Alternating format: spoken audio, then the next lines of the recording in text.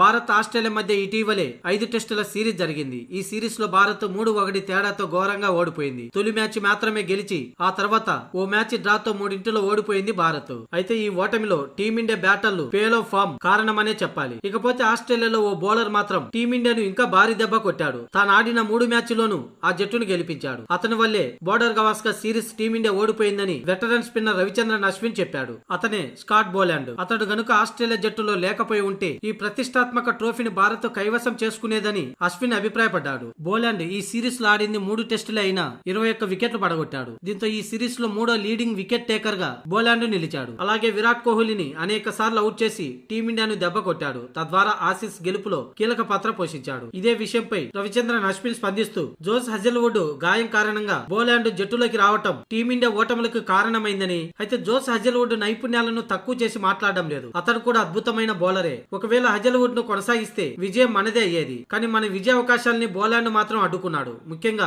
Left హ్యాండర్లకు round the wicket bowling చేయడం ప్రభావం చూపిందని అశ్విన్ పేర్కొన్నాడు. అవును, అశ్విన్ చెప్పింది నిజమే. ఎందుకంటే పింక్ బాల్ టెస్ట్ లో బోలాండ్ 5 వికెట్లు తీశాడు. అలాగే 4వ టెస్ట్ లో 6 వికెట్లు తీశాడు. ఇక చివరి మ్యాచ్ లో 10 వికెట్లు తీశాడు. మొత్తంగా బోలాండ్ 3 మ్యాచ్ల్లోనే 21 వికెట్లు తీశాడు. కాగా భారత వెటరన్ స్పిన్నర్ రవిచంద్రన్ అశ్విన్ అంతర్జాతీయ క్రికెట్ కు రిటైర్మెంట్ ప్రకటించిన విషయం తెలిసిందే. ఫామ్ లో ఉన్న ఈ ఆఫ్ స్పిన్నర్ సడన్ గా ఎందుకు అంతర్జాతీయ క్రికెట్ కు రిటైర్మెంట్ ప్రకటించాడనే విషయం సస్పెన్స్ గానే ఉంది.